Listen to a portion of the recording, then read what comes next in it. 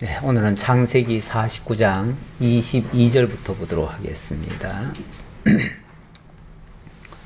창세기 49장 22절입니다. 요셉은 무성한 가지 곧 샘 곁에 무성한 가지라. 그 가지가 담을 넘었도다. 활 쏘는 자가 그를 학대하며 적개심을 가지고 그를 쏘았으나 요셉의 활은 도리어 굳세며 그의 팔은 힘이 있으니 이는 야곱의 전능자 이스라엘의 반석인 목자의 손을 힘입음이라. 내 아버지의 하나님께로 말미암나니 그가 너를 도우실 것이요 전능자로 말미암나니 그가 내게 복을 주실 것이라. 위로 하늘의 복과 아래로 깊은 샘의 복과 젖먹이의 복과 태의 복이리로다. 아멘. 예, 우선 25절까지 봉독해 드렸습니다. 예, 요셉 지파에게는, 요셉 자손에게는 엄청난 복이 축원이 되어집니다. 이게 방금 읽은 25절 하반절에 보면 위로 하늘의 복과 아래로 깊은 샘의 복과 젖먹이의 복과 태의 복이리로다. 언젠가 병원에 목사님이 와서 기도를 하시는데 이런 식으로 기도를 하시더라고요. 이거 말고도 또 있지요. 뭐 들어가도 복을 받고 나와도 복을 받고 뭐 엄청난 복 이야기를 한참 동안 기도를 해주시는데 진짜 그 기도만 듣고 나서는 진짜 그 복이 다 임할 것 같은 느낌이 들더라고요. 참 기도 잘하신다 이런 생각을 했는데 저는 이걸 잘 못 외워요. 이상하게 이게 잘 안 외워져요. 이렇게 외워서 이렇게 좀 기도해 드렸으면 좋겠는데 저는 이렇게 기도를 잘 못해요. 근데 기왕이면 야곱이 12아들에게 다 이렇게 축복하면 얼마나 좋겠어요. 그렇죠? 이렇게 다 축복하면 이대로 복이 다 이루어질 것이고 그러면 온 12자손이 몽땅 다 하늘의 복과 정말 깊은 샘의 복과 젖먹이는 복과 태의 복까지 다 얻고 정말 들어가도 나가도 복을 받고 떡반죽 그릇도 복을 받고 온통 다 복을 받을 텐데 왜 어떤 지파에게는 지난번에 보니까 약간 저주 같은 얘기도 했지요. 왜 그런 얘기를 할까? 그러니까 이거는 한마디로 야곱이 자기 마음대로 축복을 하는 게 아니고 자기의 소원을 담아서 기원한 게 아니고 하나님의 약속을 따라 하나님이 정하신 그 분량을 따라 28절에도 그 말이 나옵니다. 28절 먼저 읽고 넘어갈게요. 이들은 이스라엘의 12지파라. 이와 같이 그들의 아버지가 그들에게 말하고 그들에게 축복하였으니 곧 그들 각 사람의 분량대로 축복하였더라. 각 사람의 분량대로란 말은 각 사람에게 분량이 있다는 거예요. 그 분량이라고 하는 거는 하나님이 그 사람에게 정해놓은 거라는 뜻이에요. 그러니까 하나님이 각자에게 주실 만큼의 복을 빌어줬다 그 얘기예요. 그러니까 내가 임의로 빌어준 게 아니고 하나님이 각 사람이 받을 복을 야곱에게 알려주시고 그걸 예언케 하셔서 그걸 빌어줬다 그 말이에요. 그러니까 우리가 비는 복은 물론 어떤 복이라도 다 빌 수 있습니다. 다 빌 수 있는데 그렇다고 다 이루어지는가? 그건 아니고 하나님이 정한 분량에 따라서 그 복이 이루어진다. 뭐 우리가 얼마든지 복은 다 빌 수 있습니다. 그러나 그것이 빈다고 해서 다 이루어지는 건 아니다.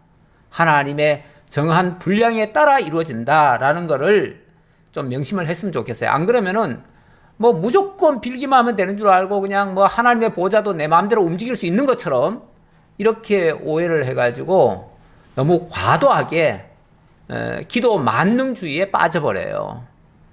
그런데 우리가 창세기를 배우면서 계속해서 성경이 말하는 거는 우리 임의로 기도하는 게 아니고 하나님의 뜻을 찾고 하나님의 그 뜻을 따라서 행하는 것이 정말 지혜로운 자고 그것을 깨닫는 자가 정말 아는 자고 또 그렇게 빌고 이루어지는 자가 정말 복 있는 자이고 그런 것을 우리가 알 수 있습니다.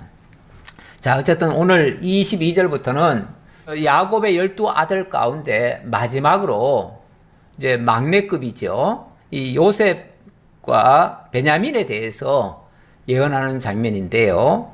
먼저 요셉에게 어떻게 예언되어졌는가?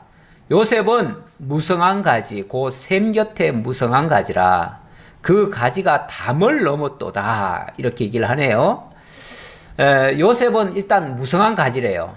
벌써 가지가 무성하다는 것은 뭔가 풍성하다는 뜻이죠. 풍성한데 이게 풍성하다 보니까 넘쳐가지고 어디까지 가냐면 담까지 넘어버린대요. 담까지 넘어버린대요. 얼마나 많은 복을 주길래 담을 넘칠 정도로 경계선을 넘어서까지 복이 주어지는가. 이거는 이제 나중에 이 요셉 지파가 얻은 땅을 보면은 그 지도를 보면은 우리가 짐작이 가능해요. 그래서 제가 지도를 한번 잠깐 그려볼게요.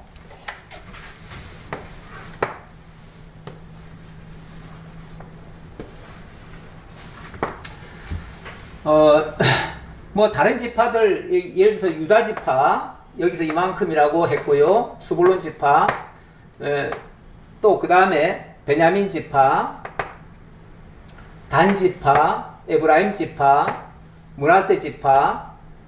자, 이렇게 되는데 이 요단 동편에도 이제 땅들을 이제 분배하지요. 분배하는데 요단 동편에 여기쯤에 이만큼을 또 므낫세에게 줍니다. 므낫세. 예. 여기가 이제 에브라임이고 여기가 또 므낫세인데, 그러니까 에브라임과 므낫세와 이쪽 므낫세 이게 다 사실은 다 요셉 지파예요. 요셉 지파인데 한 지파가 둘로 나뉘어져 가지고, 그러니까 요셉이 두 아들이 있는데 두 아들이 두 지파로 나뉘어져요. 나뉘어져 가지고 그 자체만 해도 두 몫이 되고, 뿐만 아니라 요단 서편에서만 기업을 얻는 게 아니고 요단 동편에까지 기업을 얻게 돼요. 그것도 아주 크게 이렇게 얻게 돼요. 그러니까 마치 담장을 넘은 것처럼 서편 땅에서 보면은 요단 동편 땅으로 담장을 넘은 거죠. 넘어서까지 기업을 얻게 될 것이다 라고 예언을 했는데 실제 그렇게 되는 거죠. 그렇게 되어졌고, 그 다음 할 쏘는 자가 그를 학대하며 적개심을 가지고 그를 쏘았으나 요셉 알은 도리어 굳세며 그의 팔은 힘이 있으니 이는 야곱의 전능자 이스라엘의 반석인 목자의 손을 힘입음이라. 이스라엘 민족이 출애굽을 합니다. 출애굽을 해서 원래 이렇게 해서 이제 홍해를 건너죠. 건너서 여기서 40년간을 방황을 합니다. 광야에서. 그리고 나서 요단 동편으로 해서 이렇게 올라옵니다. 올라와서 나중에 요단을 건너가거든요. 건너가는데 이때에 엄청난 저항들이 많았습니다. 이 주변국들이 가만 내버려 두질 않았어요. 특히 뭐 이쪽에 아말렉, 이쪽에 모압, 암몬, 이런 데서는 계속해서 해방을 놨어요. 해방을 놓고 심지어 모압 같은 경우는 발락이라고 하는 거짓 선자를 동원해 가지고 저주까지 했어요. 그런 식으로 계속해서 공격을 하고 못 가도록 길을 가로막고 이렇게 했는데 그때마다 이들을 물리치고 결국은 이 약속의 땅에 정착을 하게 되어집니다. 그때에 어떻게 그럴 수가 있었는가? 이스라엘의 반석인 목자의 손을 힘입음이라 이렇게 얘기를 하네요. 이스라엘의 반석인 목자가 있었다 그 말이죠. 이스라엘의 반석인 목자가 있었다. 그가 결국은 그를 일으켰다 그런 얘기인데, 여기는 우리 성경에는 그냥 단순히 이스라엘의 반석인 목자 해가지고 누군지를 지금 잘 알 수가 없게 돼 있어요. 현재 우리 번역에는. 그런데 먼저 개역 성경에 보면 이런 표현이 있습니다. 49장 24절인데요. 야곱의 전능자의 손을 힘입으라 해놓고 그로부터 이스라엘의 반석인 목자가 나도다.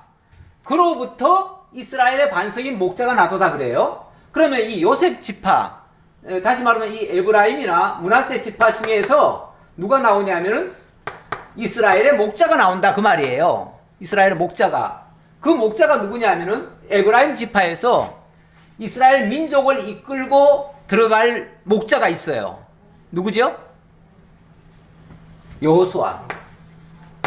아니 원래는 누구죠? 원래는 모세가 했죠. 모세가 했는데 모세는 사실은 여기까지는 왔는데 그 이후로는 못 갔어요. 못 가고 그리고 모세가 뭐 기도를 하기는 했는데 그 기도할 때 아말렉과의 예를 들어서 전투에서 그 용맹하게 그 아말렉을 물리친 자, 아말렉은 막 활을 쏘고 막 이렇게 공격을 했는데 그때 모세가 기도를 하니까 두 손을 드니까 이스라엘이 이깁니다. 그때 나가서 싸운 장수가 누구냐면은 여호수아예요.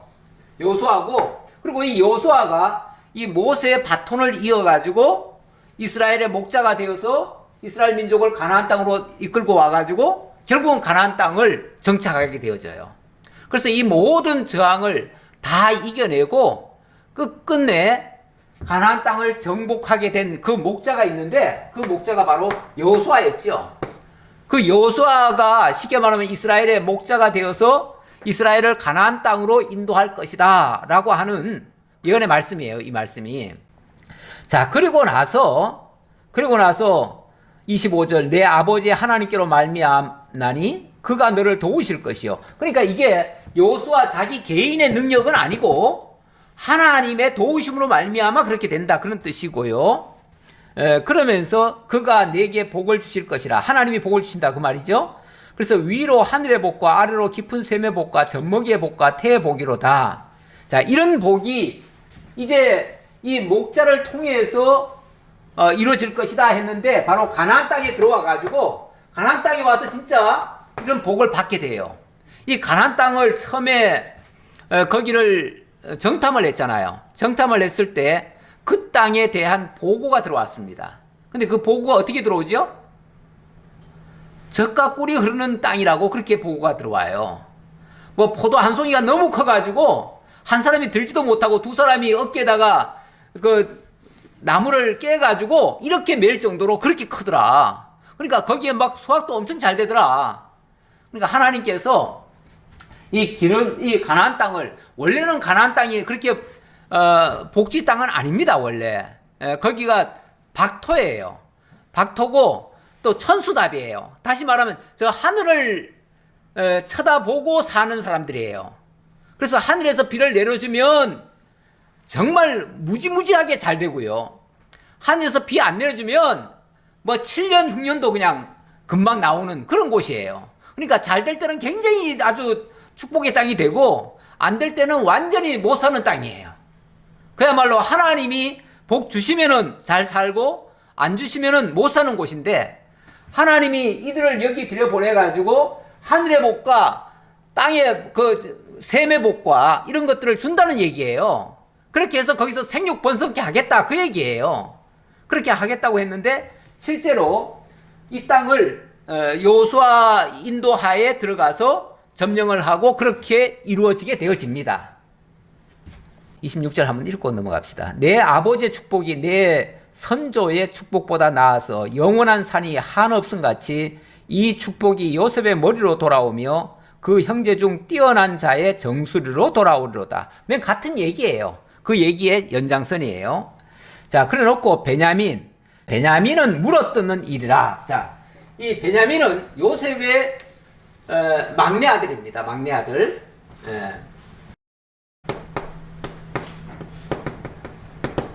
물어뜯는 일이 뭔가 심상치 않아요.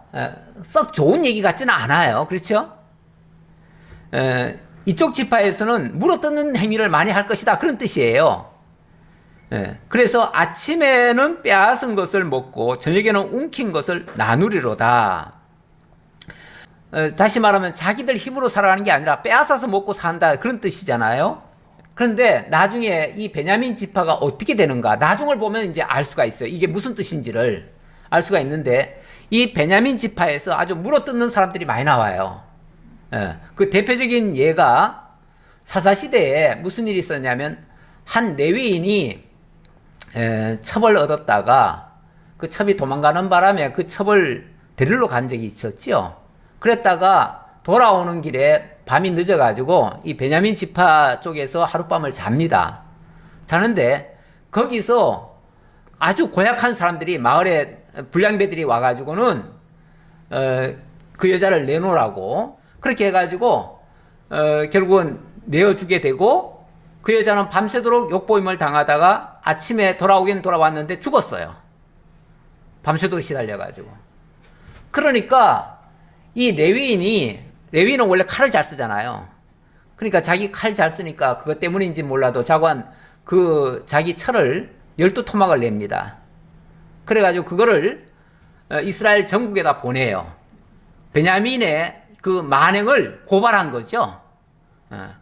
고발했더니 전 이스라엘이 발칵 뒤집혔어요. 우리나라에 어떻게 이런 일이 있을 수 있느냐. 다 들고 일어나가지고 베냐민 지파에다가 공개적으로 그 책임자 처벌을 요구합니다. 그 잘못한 사람들 다 잡아다가 죽여라. 그렇지 않으면은 너희들을 다 치겠다. 그랬더니 그들이 책임자를 꺼내는 게 아니고 우리가 너들과 싸우겠다 그러면서 아주 물어뜯는 그런 행동을 해요.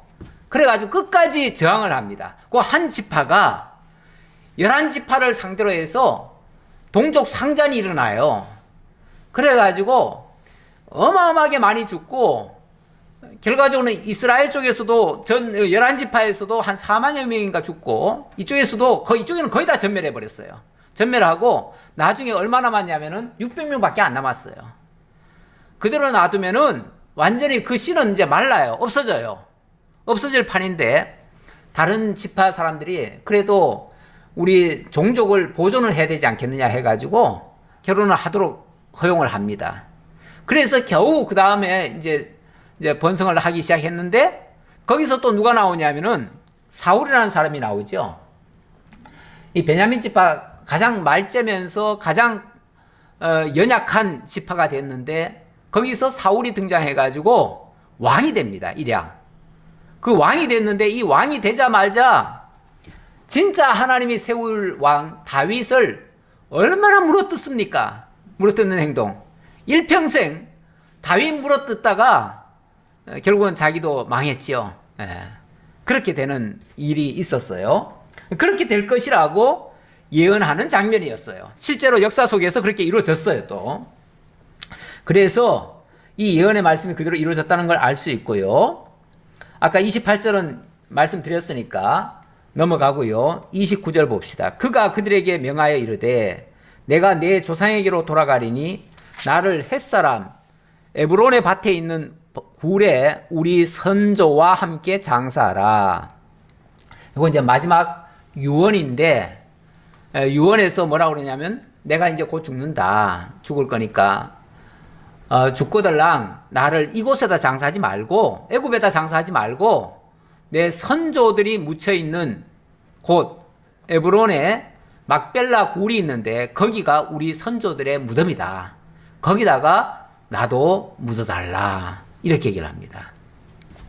이 굴은 가나안 땅 마므레 앞 막벨라 밭에 있는 것이라. 아브라함이 햇사람 에브론에게서 밭과 함께 사서 그의 매장지를 삼았으므로 아브라함과 그의 아내 사라가 거기 장사되었고 이삭과 그의 아내 리브가도 거기 장사되었으며 나도 레아를 그곳에 장사했노라. 이 밭과 거기 있는 굴은 햇사람에게서 산 것이니라. 이 밭과 굴은 햇사람에게서 산 것이다. 그러니까 햇사람은 이 가나안 족속이죠. 가나안 족속입니다. 그리고 어찌 보면 이스라엘 사람들은 나그네예요. 저 원래 출생지가 어디죠? 바벨론 땅, 갈대아 우르죠. 이 갈대아에서부터 하나님이 본토 친척 아비집을 떠나서 가라고 한 지역이에요. 여기가 가라고 한 지역이라서 하나님의 명을 받고 왔어요. 그러니까 원주민은 가나안 주민입니다. 어떤 사람들은 지금 팔레스타인이 여기에 원주인 아니냐라고 생각하는데 팔레스타인도 원주인은 아닙니다. 팔레스타인이 원주인이라고 주장하는 거는 자기들의 조상의 무덤이 여기 있다 이렇게 얘기를 해요. 우리 조상들이 여기 묻혔으니까 우리가 주인이다 이렇게 얘기를 하는데 사실은 팔레스타인이라는 말 자체가 뱃사람이라는 뜻이에요. 뱃사람의 뜻이고 이 사람들은 여기가 이제 지중해 아닙니까? 지중해고 이 지중해 연안에 배를 이용해 가지고 활동하는 사람이 많지요. 일종의 해적단들이에요. 해적단. 그러니까 이들이 어디에 딱 살았다가 아니라 배를 가지고 먹고 살던 사람인데 이 땅을 점령해 가지고 사는 거예요. 그러니까 이들도 엄밀하게 말하면 주인들이 아니에요. 나그네들이에요. 물론 아브라함도 나그네예요. 이들도 나그네예요. 근데 가나안 사람들이 원래 살았어요. 그럼 누가 주인이죠? 그럼 가나안이 주인인가요? 근데 가나안은 처음부터 자기네가 아예 그냥 애시당초부터 거기 있었나요? 그들도 언젠가는 왔을 거 아니에요. 엄밀하게 말하면 그들도 그냥 아무도 없는 땅 그냥 정복해서 살았던 것 뿐이에요. 그러니까 어찌 보면 이 세상에 어느 지역인들 내가 원주인이다 이렇게 말할 사람은 아무도 없어요. 원래 이 땅은 전부 다 하나님의 땅이에요. 그렇죠? 거기에 누가 가서 사느냐, 그걸 누가 원주인이라고 인정을 해주느냐, 하나님이 약속한 자가 진짜 주인인 거예요. 근데 하나님이 아브라함이 약속을 했지요? 그리고 하나님이 약속을 했다고 해도 그거는 제3자가 인정을 못 하잖아요. 그러면 제3자가 인정할 만한 건 뭐죠? 사람들끼리 뭔가 주고받고 계약을 한 게 있어야 돼요. 그런데 계약한 게 있나요? 가나안은 없어요. 이 블레셋은요? 블레셋도 없어요. 근데 아브라함은요? 헷 족속에게서 뭐 했다고요? 돈을 주고 샀대요. 그리고 분명히 이거는 우리 땅이다 라고 아예 못을 박았대요. 물론 거기다가 보너스로 나중에 그 자리에서 동서남북을 바라보게 해가지고 그만큼을 더 영토를 하나님이 더 허락을 하시긴 하셨었는데 그건 어찌 보면 보너스예요. 보너스고 하나님이 근본적으로 약속한 곳이고 거기다가 인간들끼리 주고받은 것도 분명히 있고, 예. 그래서 이 땅은 이스라엘의 땅이 맞다라는 것이 제 견해입니다. 예, 제 견해예요. 예. 지금도 이거 가지고 싸워요. 우리 무덤이 여기 있다 그래가지고. 그런데 그리고 나중에 원래는 여기가 팔레스타인 땅이지만은 나중에 이스라엘이 애굽으로 내려갔잖아요. 내려가고 그 뒤에도 또 이스라엘이 또 패망한 적이 있어요. 바벨론에. 그리고 그 뒤에도 또 로마에 의해서 또 쫓겨난 적이 있어요. 그럴 때마다 팔레스타인이 들어와가지고 또 살았어요. 그러다 보니까 그들의 무덤이 이 안에도 많이 있어요. 그래서 우리 땅이다 그러는데 그거는 하나님이 어떤 징계를 통해서 잠시 이스라엘을 내쫓은 때고요. 그러나 때가 돼가지고 돌아오게 하셨으면은 원주인이 가지는 게 맞지요. 그러니까 원주인은 이스라엘이다 이렇게 말할 수밖에 없어요. 자, 이거는 뭐 여담으로 말씀드렸고요. 야곱이 아들에게 명하기를 마치고 그 발을 침상에 모으고 숨을 거두니 그의 백성에게로 돌아갔더라. 이렇게 해서 야곱의 일생은 끝이 났습니다. 어쨌든 그 숨을 거두면서까지 그 자녀들을 앉혀놓고 그들의 미래에 대해서 예언을 해주고 축복을 해주고 그 정말 하나님과 더불어 살도록 그렇게 유언을 남기고 하는 것은 굉장히 잘한 것 같아요. 예. 언젠가는 우리도 다 떠납니다. 다 떠나는데 그냥 어느 날 나 한 사람만 그냥 편안하게 갔으면 좋겠다 이 생각만 하지 말고 오늘 아침에도 권사님 같이 오면서 그냥 조용히 잠자듯이 그냥 하나님께 갔으면 좋겠다 그러시던데 그냥 나 혼자만 편안하게 갈 생각하지 마시고요. 자식들을 앉혀놓고 신앙교육 좀 시키고 신앙유산 좀 물려주면서 그리고 정말 하나님께로 하나님과 동행하기를 축원하면서 그리고 나는 간다 너희들 잘 있어라 이러면 얼마나 좋겠어요. 그렇게 하고 갈 거예요. 예, 그렇게 하시라고. 그렇게 하시라고 제가 조금 더 첨언을 해드렸습니다. 물론 개인적으로는 편안하게 가시는 게 제일 좋지요. 예, 제일 좋은데 내가 조금 고생스럽더라도 그 가족들에게 그렇게 좋게 유언을 해주면은 더 좋겠다라는 당부를 드리겠습니다. 자, 50절입니다. 50장입니다. 여기서부터는 우리가 오늘 이거 좀 마치려고 그럽니다. 계속 질질 가기도 그렇고 조금 교독을 좀 해보겠습니다.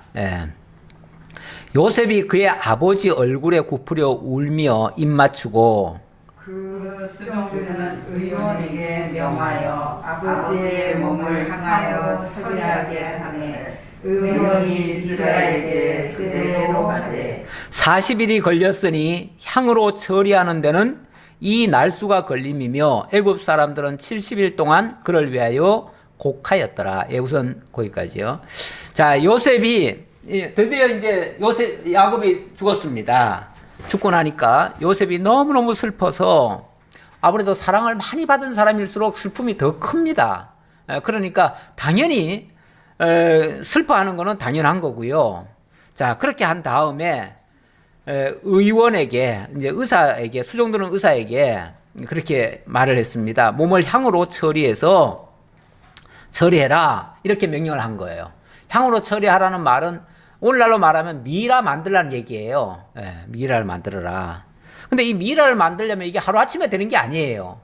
이걸 뭐 시신이 부패하지 않도록 방부 처리도 하고 또 어떤 건조시키는 과정도 필요하고 이러다 보니까 시간이 많이 걸려요. 그래서 무려 그거 하는데 40일이 걸린대요. 그리고 뿐만 아니라 또 한 30일간은 또 더 슬퍼하는 기간을 가져요. 요거는 국장의 경우가 그렇습니다. 나라에서 임금이 죽었을 때 그 처리하는 기간이에요. 그 국장 기간이 70일이에요. 70일인데 70일 동안이나 애국을 하게 했어요. 그러니까 이건 지금 뭘로 한다는 거예요? 이 장사가 국장이라는 거예요. 총리가 지금 그냥 일반 총리가 아니에요. 그러니까 일반 총리가 아니고 왕의 이름만 왕이 따로 있지 그 왕의 실권을 다 부여받은 총리인 거예요. 그러니까 거의 왕급 수준으로 지금 대우를 받는 거예요. 물론 허락은 왕에게 허락을 받아야 되지만 일단은 그렇게 명령을 해놓은 거예요. 그래 놓고 곡하는 기한이 지나며 70일이 지나니까 요셉이 바로의 궁에 말하여 이르되 내가 너희에게 은혜를 입었으면 원하건대 바로의 귀에 아뢰기를 우리 아버지가 나로 맹세하게 내가 죽거든 가나안 땅에 내가 파놓은 요셉의 나를 장사하였으니 나로 올라가서 아버지 장사하게 하소서 내가 다시 우리나라 하였으니 바로가 이르되 그가 내게 시킨 맹세대로 올라가서 내 아버지를 장사하라. 우선 거기까지요. 자, 곡하는 시간이 지나니까 요셉이 바로에게 보고를 했습니다. 우리 아버지가 돌아가시기 전에 이렇게 유언을 남겼습니다. 내가 죽거들랑 꼭 가나안 땅에다가 좀 묻어달라. 왜냐하면 거기에 내 묘소가 있다. 그렇게 해달라라고 아주 유언을 남겼다. 그러니까 그것 좀 허락해 주십시오 했더니 아버지가 그렇게 유언을 했으면은 아버지가 맹세시킨 대로 네가 가서 장사해라. 허락을 한 거예요. 사실 뭐 거의 왕급에 있는 사람이 나라를 비우고 다른 나라까지 갔다 오는다는 거 이게 하루 이틀에 될 일이 아니잖아요.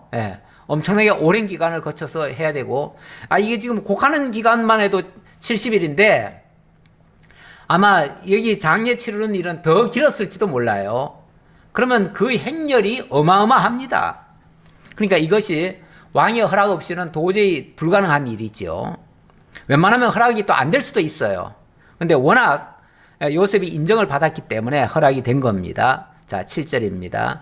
요셉이 자기 아버지를 장사하러 올라가니 바로의 모든 신하와 바로 궁의 원로들과 애굽 땅의 모든 원로와 시작. 그의 어린 집과 그의 형제들과 그의 아버지의 집이 그와 함께 올라가고 그들의 온갖 아이와 양떼와 소떼만 고센 땅에 남겼으며 병거와 기병이 요셉을 따라 올라가니 그 때가 심히 컸더라. 자, 이제 장례가 치러지는데 일단은 총리가 지금 총리가 상주 아닙니까? 총리가 상주니까 뭐 그 신하들은 전부 다 그 쫄개들이니까 전부 다 따라와야지요. 어떻게 해요? 그러니까 그 신하들이 막 그 총리를 뒤를 따라서 어마어마하게 지금 오니까 또 그들을 보호할 군대도 또 동원해야지요.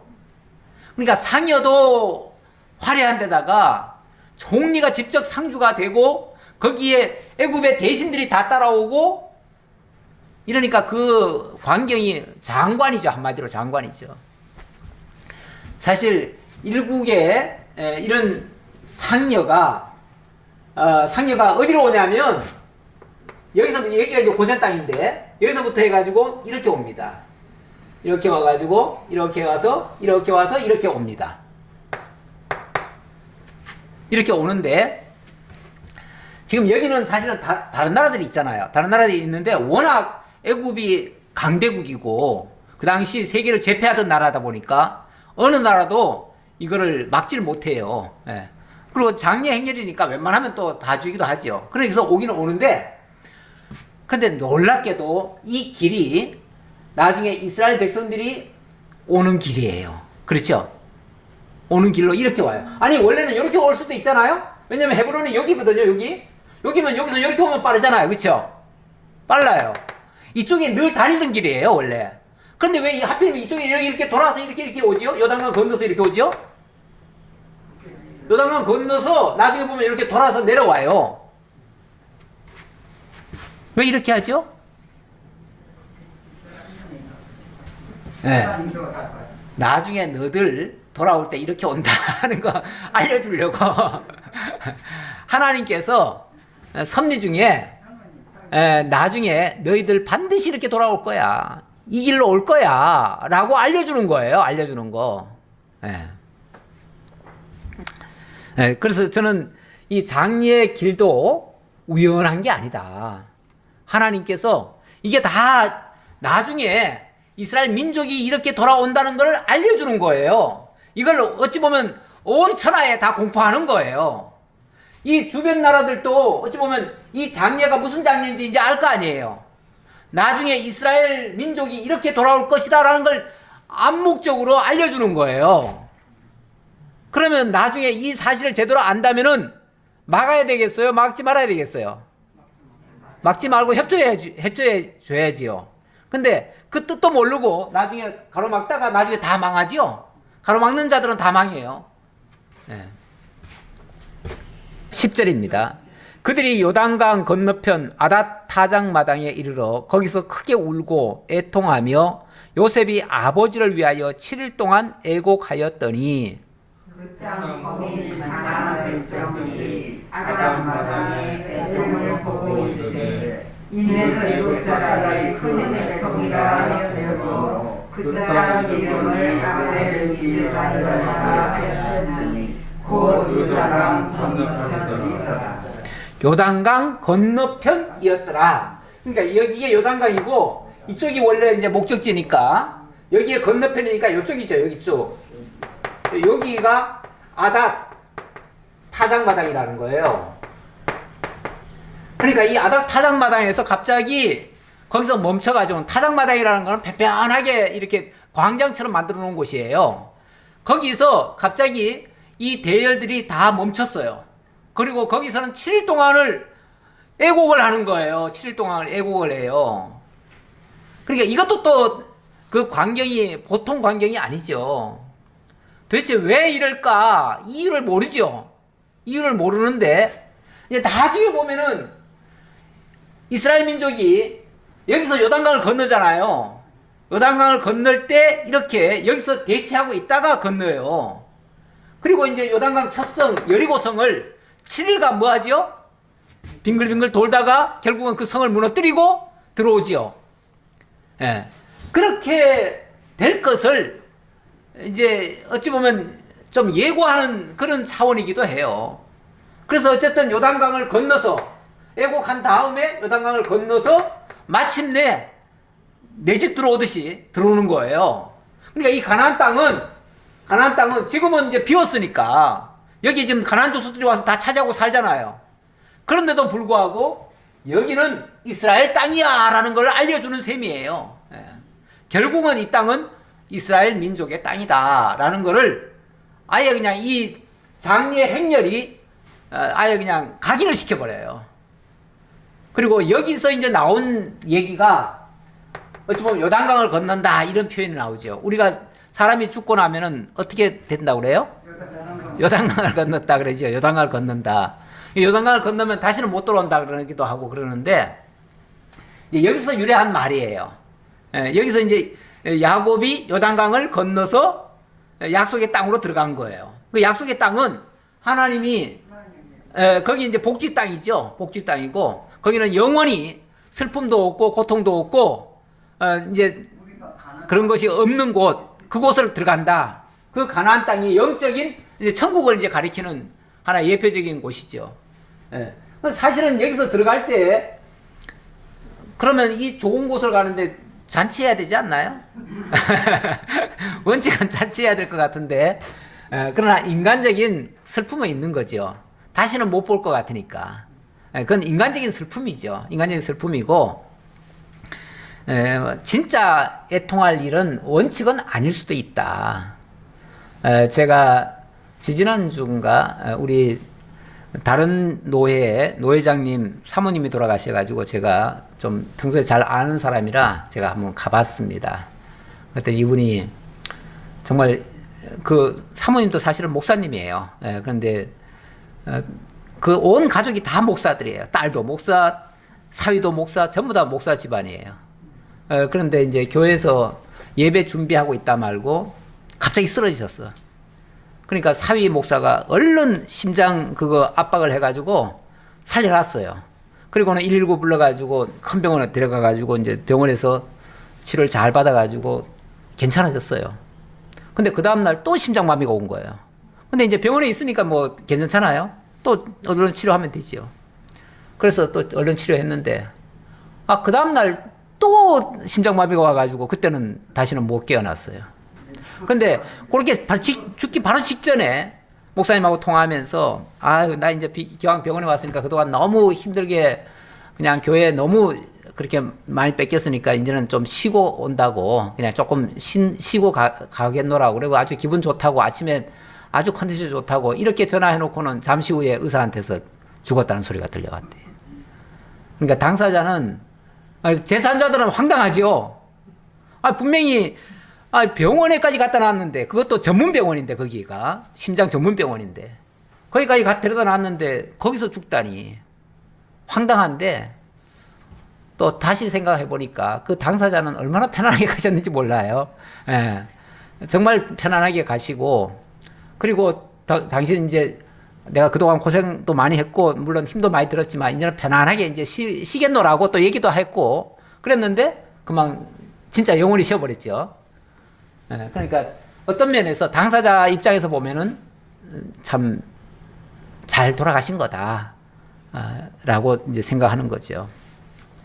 그래도 믿는 분들이니까 그렇게 해석을 하는 거죠. 이제 안 믿는 분들 같으면 엄청 힘든 일이죠. 너무 충격이고 아니 병원까지 갖다 놨는데 어떻게 죽을 수 있나, 병원이 이럴 수 있나 하고서 병원한테 뭐 따지고 뭐 잘못한 거 아니냐, 과실 아니냐 뭐 이럴 수도 있죠. 그런데 다 좋게 생각하는 거죠.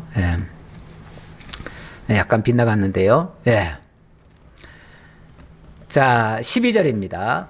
야곱의 아들들이 아버지가 그들에게 명령한 대로 그를 위해 따라 행하여 그를 가나안 땅으로 메어다가 마물의 앞 막벨라 밭 굴에 장사하였으니 이는 아브라함이 헷 족속 에브론에게 밭과 함께 사서 매장지를 삼은 곳이더라. 요셉이 아버지를 장사한 후에 자기 형제와 조상들과 함께 애굽으로 돌아갔더라. 이렇게 해서 아주 장례를 잘 치렀어요. 잘 치르고 그리고 돌아왔어요. 그러니까 뭐 그들이 돌아간 거는 별 중요한 건 아니에요. 그건 중요한 건 아니고 어쨌든 이 과정이 진짜 어떻게 보면 예행 연습한 거 아닙니까? 예행 연습한 거예요. 나중에 이 민족들이, 왜냐하면은 야곱이 죽을 때 내가 이렇게 죽는다 뿐만 아니라 나중에 요셉도 또 그 얘기를 합니다. 똑같이. 그래서 아버지가 내게 이렇게 말씀하셨다. 그러니까 우리 민족은 앞으로 다 이렇게 가야 된다 라는 걸 알려주는 거예요. 그러면서 지난번에 우리 간 길 있지? 그쪽으로 해서 가는 거야 라고 알려주는 거죠 뭐. 그러니까 어찌 보면 이 장례는 앞으로 이스라엘 민족의 출애굽을 예행 연습한 거다 이렇게도 볼 수 있고, 또 한편으로는 아, 우리도 저 땅이 우리의 약속의 땅이구나 라는 걸 소망하게 만드는 거죠. 이 소망이 있는 자와 없는 자는 판이하게 다르죠. 삶의 가치가 다르잖아요. 소망이 있는 자는 분명한 삶의 목적이 있잖아요. 우리는 저기를 가기 위해서 사는 거예요. 열심히 사는 거예요. 그런데 목적이 없는 사람은요, 내가 왜 살지? 그러다가 힘들면 그냥 죽어버릴까? 이런 생각도 하고 이러지요. 그러니까 소망이 있는 자와 없는 자는 확연하게 다른데, 이 소망을 갖게 하고 미리 예행 연습도 하고 이걸 이제 오고 오는 세대들에게 계속 알려줄 거 아니에요. 우리 조상, 우리 아버지, 우리 할아버지 야곱이 돌아가 있을 때 우리가 장례를 이렇게 치렀단다. 그게 전달 안 되겠어요? 오고 오는 세대들에게 계승하겠죠. 그러면 아, 우리도 언젠가는 이렇게 갈 거야. 그때 정말 장관이었어. 우리도 이렇게 갈 거야. 거기가 우리의 약속의 땅이야. 우리는 나중에 그리 가야 돼. 이걸 소망하게 하는 거죠. 15절입니다. 요셉의 형제들이 그들의 아버지가 죽었음을 보고 말하되, 요셉이 혹시 우리를 미워하여 우리가 그에게 행한 모든 악을 다 갚지나 아니할까 하고 요셉에게 말을 전하여 이르되 당신의 아버지가 돌아가시기 전에 명령하여 이르시기를 너희는 이같이 요셉에게 이르라. 내 형들이 내게 악을 행하였을지라도 이제 바라건대 그들의 허물과 죄를 용서하라 하셨나니 당신 아버지의 하나님의 종들인 우리 죄를 이제 용서하소서 하매, 요셉이 그들이 그에게 하는 말을 들을 때 울었더라. 울었다. 왜 울었을까요? 너무 안타까워서, 이들이 나를 믿지 못하는구나. 내가 나중에 보복이라도 할까봐. 왜냐하면 형제들 입장에서는 그나마 그동안 아버지가 있었잖아요. 아버지가 울타리였잖아요. 근데 울타리가 없어졌어. 걷어져 버렸어. 그러니까 이제 보나마나 저 동생이 우리한테 복수할 거다. 저는 아버지 봐서 안 했는데 이제는 복수할 거다. 이게 이제 믿음 없는 사람들의 쓸데없는 노파심이에요. 쓸데없는 노파심. 쓸데없는 걱정들을 많이 해요. 사실 세상에 우리가 생각하고 있는 것들요, 걱정하는 것들요, 예를 들어서 뭐 100개라고 칩시다. 100개라고 치면은 99개는 쓸데없는 걱정을 해요. 그저 한 개 정도, 한두 개 정도는 제대로 된 걱정을 할까? 정말 쓸모있는 걱정은 별로 안 하는 것 같아. 진짜 정작 우리가 걱정하고 근심하고 애통해야 될 것들이 있는데 그런 것들은 별로 안 하고 막 그 있어도 그만 없어도 그만 그런 거 가지고 그냥 목을 메고 막 그렇게 걱정하는 사람들이 많아요. 사실 우리 그래서 이제 사실 지식이 필요해요. 하나님을 아는 지식이 있으면 그런 쓸데없는 걱정은 최소한 안 하잖아요. 그러니까 세상 좀 편하게 살지요. 걱정 좀 덜하고 살지요. 마음 좀 놓고 살지요. 그런데 그게 없으면은 뭐든지 다 걱정이야. 밖에 나가서 먼지 있는 것도 걱정. 집에 들어가서 뭐 곰팡이 조금 핀 것도 걱정. 다 걱정이죠. 뭐 걱정 아닌 게 어디 있어요. 다 걱정이죠. 이래서 걱정 저래서 걱정. 도대체 살 곳이 못 된다 이렇게 생각하죠. 이 세상은 살 곳이 못 된다. 그게 다 믿음 없는 소리예요. 믿음 있는 사람은요, 이래서 좋고 저래서 좋고 이건 오늘은 이래서 좋네 저래서 좋네 맨날 좋은 것밖에 없어. 그러니까 같은 걸 놓고도 생각을 달리해요. 그래서 믿음의 능력이 그거예요. 믿음이 있으면 세상이 감당치 못하는 역사가 나올 수 있는 이유가 뭐든지 걱정이 안 돼. 막말로 죽어도 더 좋아. 왜 이렇게 생각하니까. 뭐가 걱정이냐 그 말이에요. 이래도 괜찮고 저래도 괜찮은데. 그러니까 그래서 믿음이 필요한 거예요. 우리에게 꼭 믿음이 필요한데 이 형제들은 그동안 하나님을 믿은 게 아니고 아버지를 믿은 거야. 아버지를 믿었는데 아버지가 돌아가 있으니까 이제 끈이 떨어진 거예요. 그러니까 걱정 근심을 하는 거죠. 우리가 은근슬쩍 이 세상에 우상들을 많이 가지고 있습니다. 때로는 부모님도 우상이 될 수도 있어요. 때로는 자식들이 우상이 될 수도 있어요. 내가 저 자식 믿고 내가 살았는데 그러면서 이제는 믿을 대상이 없다 그러는데 하나님 믿어야지 왜 자식을 믿습니까? 세상에 못 믿을 자가 자식이기도 하고요. 그러니까 우리가 자식을 사랑하고 내가 낳았으니까 또 하나님 맡겨주신 내 분량이라고 생각해서 그를 키워줄 의무가 있어요. 그가 정말 하나님 앞에 바로 설 때까지 내가 후원자로서 키워줄 의무는 있는데 그렇다고 그를 믿고 사는 건 아니에요. 그를 믿고는 못 살아요. 왜? 그 자식이 분명히 실망시킬 거니까. 실망시킬 거예요. 흔히들 보면은 뭐 공부 잘 시켜주면 나중에 그 놈이 돈 벌어가지고 다 남은 자식들 다 잘 키워주겠거니 하지만 안 그래요. 잘 큰 놈은요 다른 형제들 다 무시해요. 오히려 그런 얘가 더 많아요. 심지어는 자기 부모까지 무시해요. 나중에 좋은 여자 골라가지고 아주 막 부잣집에 며느리 얻었는데 그 며느리는요 그 아버지 보지도 않으려고 그래. 왜요? 너무 천해 보여가지고 자기네들은 아주 고급스럽게 살았는데 그 시아버지를 보니까 이 뭐 아버지 같지를 않아요. 그러니까 그냥 무시해버려요. 그러니까 너무 잘난 여자 며느리 골라도요 나중에 아주 이제 통탄을 해요. 통탄을. 그러니까 사람 믿지 말고요. 자식도 믿지 말고요. 부모도 너무 믿을 거 아니에요. 부모에게 우리가 할 도리는 다 해야지요. 그러나 믿고 살아서는 안 되는 거예요. 대표적으로 이 형제들이 부모 믿고 이렇게 그동안 살아왔는데 부모가 죽으니까 곧 죽을까봐 걱정이 된 거예요. 그래가지고 뭐 별의별 소리를 다 하는 거예요. 심지어는 거짓말까지 해요. 거짓말까지. 무슨 거짓말 합니까? 17절에 내 형들이 내게 악을 행하였을지라도 이제 바라건대 그들의 허물과 죄를 용서하라 하셨습니다. 이렇게 말을 해요. 거짓말이죠. 언제 그렇게 말했어요? 그렇게 말한 적이 없죠.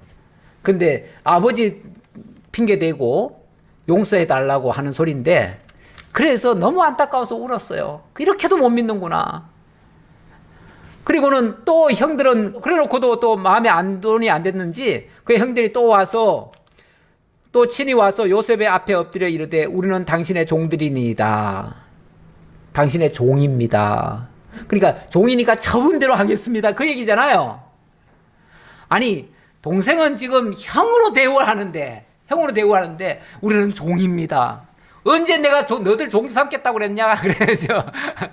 물론 뭐 하나님의 섭리 속에서는 지난번에 이미 예언을 했지요.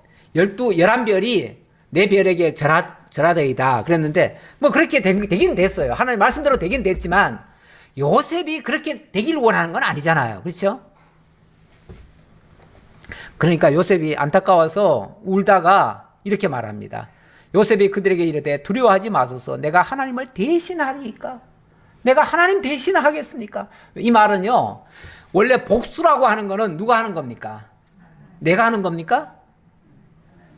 원수 갚는 것은 내게 있으니 내가 갚으리라. 그건 하나님 할 일이다 그 말이에요. 다시 말하면 심판권, 재판권 이런 거는요 하나님께 있는 고유 권한이에요. 우리가 함부로 판단하면 안 돼요. 우리가 함부로 심판하면 안 돼요. 우리가 하나님 함부로 벌 줄 수 없어요. 그 벌 주는 역할은 하나님이 하실 일이에요. 물론 하나님이 세상의 어떤 권세자들을 동원해가지고 하기도 해요. 그건 하나님이 시켜서 하는 일이고 우리가 사사롭게 복수하면 안 돼요. 사사롭게 복수하면 세상에서도 다 걸립니다. 사사로운 복수는 절대 용납이 안 돼요. 그러니까 내가 하나님 대신하겠냐 그 말이에요. 내가 사사롭게 복수하는 사람입니까? 그 말이죠. 그러면서 당신들은 나를 헤아려 하였으나 하나님은 그것을 선으로 바꾸사 오늘과 같이 많은 백성의 생명을 구원하게 하시려 하셨나니 당신들은 두려워하지 마소서. 내가 당신들과 당신들의 자녀를 기르리이다 하고 간곡한 말로 위로하였더라. 간곡하게 오히려 빌듯이 얘기했다는 거죠. 제발 제 말 좀 믿어주세요. 그 얘기죠. 제발 제 얘기 믿어주세요. 진정으로 저는 당신들에 대해서 요만큼의 복수심도 없습니다. 오히려 그 죄는, 여러분들의 죄는 진작에 다 없어졌습니다. 다 사라졌습니다. 다 잊혀져 버렸습니다. 왜요? 하나님이 이미 용서하셨고, 과거는 오히려 그 악을 선으로 바꿔가지고 요셉을 뭐 만들었습니까? 총리까지 만들었잖아요. 모든 것을 도로 형통하게 했잖아요. 만약에 그 형제들이 그런 악행을 안 했으면은 자기가 지금 총리가 됩니까? 오히려 지나놓고 보니까 그 형제들이 오히려 나한테 지금 잘해준 건 셈인데, 결과적으로. 물론 악행을 했지만, 악행을 하나님이 선으로 바꿔가지고 오히려 전화위복이 되게 했으니까, 저도 감사할 일이지요. 오히려 내가 왜 미워합니까? 그러니까 하나님의 뜻을 아는 사람은요, 어떤 나를 해코지 하는 사람도 그걸 통해서 하나님이 더 좋게 할 수 있으니까 오히려 고마운 거예요. 그 일이 없었더라면 내가 하나님께 복 받겠어요? 결국 하나님이 나 구원하려고, 뿐만 아니라 우리 민족을 구원하시려고 이렇게 역사한 거니까 당신들이 미안해할 것도 없고, 이미 다 용서가 됐으니까. 용서된 거 가지고는 얘기하면 안 돼요. 우리 자꾸 인간적으로 과거 다 지나간 거 가지고 또 얘기하고 하시는 분들이 있어요. 그거는 용서가 안 된 사람이에요. 용서가 됐다면 더 이상 얘기하면 안 돼요. 두 번 다시 끊을 필요가 없어요. 물론 나중에 좋을 때 웃으면서 그런 일도 있었는데 하나님이 이렇게 하셨더라, 그렇게는 할 수 있을지 모르겠어요. 그것도 말년에 가가지고 정말 이제 과거 옛 이야기 추억으로 재밌게 이야기하느라고 할 때 할 소리지, 괜히 감정 상하게 얘기할 필요는 없어요. 지나간 얘기, 안 좋았던 추억 말끔히 잊어버립시다. 왜냐하면은 하나님도 우리의 죄를 용서해 준 다음에는요, 동이 서에서 먼 것처럼 말끔히 다 지워버리고 잊어버린대요. 기억도 안 하신대요. 기억도. 근데 왜 우리가 그걸 기억해가지고 두고두고 기억한다는 건요, 원한을 갖고 있다는 얘기예요. 그걸 기억하면 안 됩니다. 그건 죄예요. 그걸 기억하는 것도 죄예요. 우리는 인간의 사사로운 그런 감정 같은 거는 아예 기억에서 지워버려야 됩니다. 지울 수가 있다면, 지우개가 있다면 말끔히 다 지워버렸으면 좋겠는데, 그게 이제 믿음으로 소화해야죠. 믿음으로. 다른 걸로는 안 됩니다. 자, 22절입니다. 요셉이 그의 아버지의 가족과 함께 애굽에 거주하여 110세를 살며 에브라임의 자손 3대를 보았으며 므낫세의 아들 마기엘의 아들도 요셉을 스라의 형 양육되었더라. 110세까지 살면서 3대를 보았다네요. 에브라임의 자손 3대를 보았다니까 손주, 증손주, 고손주까지 본 것 같아요. 그렇게 봤고, 그때까지 이제 110세까지 살았는데 그동안 정말 파란만장했지요. 17살에 팔려가지고 애굽에 왔는데 30살에 총리가 되고, 그리고 110세가 됐으니까 약 한 몇 년인가요? 한 80년 되나요? 그 정도를 형제들과 같이 산 거예요. 근데 80년이면 거의 일생을 같이 산 셈이잖아요.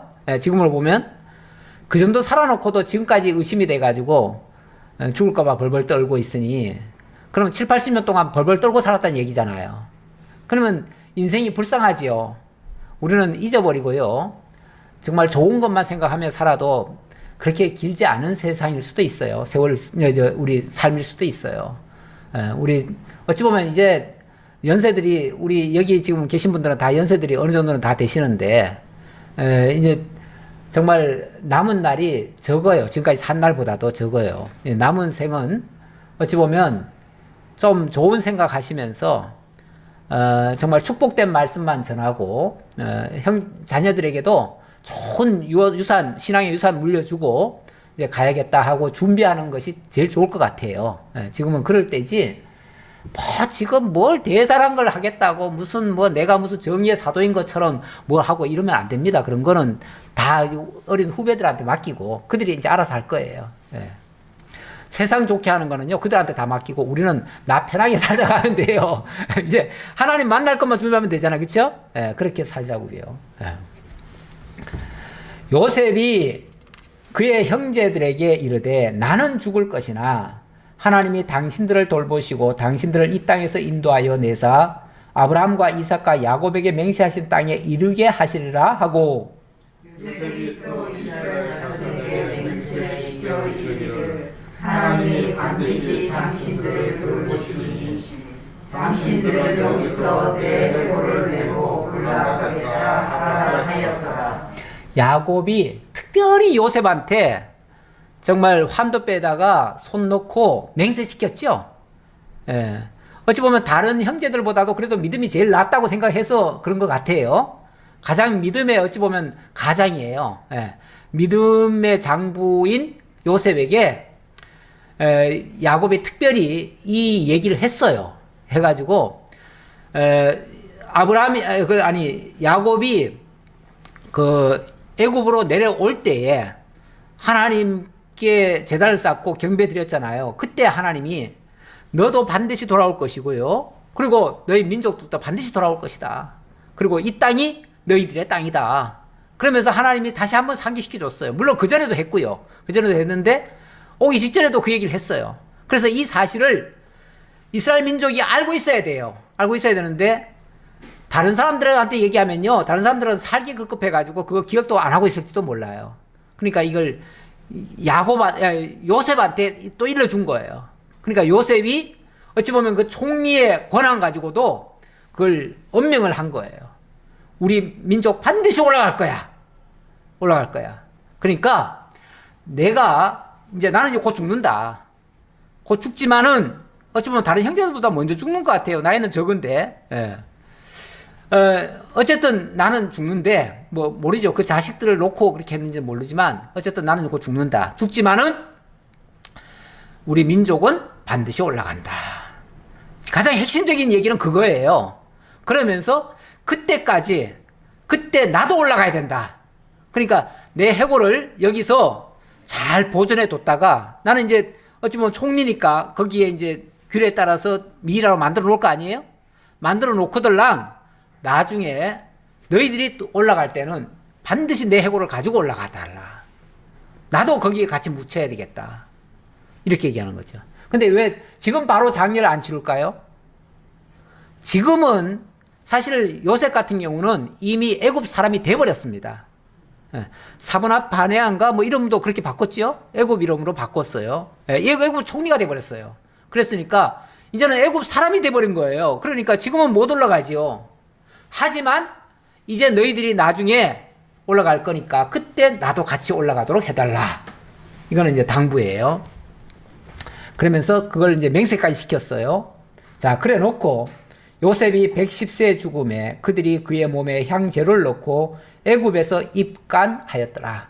애굽 사람 됐으니까 애굽에서 입간을 한 거죠. 예. 그리고 거기서 이제 쉽게 말하면 미라로 만들었다 그 얘기예요. 향제를 넣고 그렇게 했다고 하니까.